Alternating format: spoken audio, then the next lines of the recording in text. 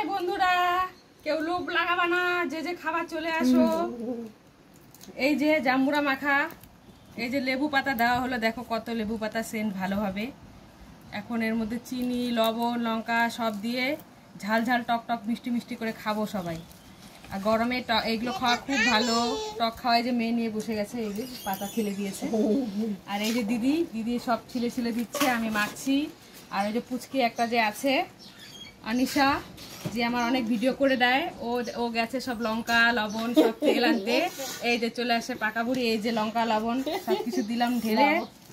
এখন এই যে তেল দিব আর মাখবো। কে কে খাবার চলে এসো, কেউ লোভ লাগাবে না কিন্তু, যদি পেট খারাপ হয়। আলু আছে, লোভ তো করবে টক জিনিসে, কেউ লোভ লাগাবে না। যে যে খাবার চলে আসো, কিন্তু লোভ কেউ লাগাবে না। আমাকে দেখছো কিভাবে লঙ্কাগুলো ডলছি, পরে যে হাত জ্বলবে সেই হাত জ্বলবে।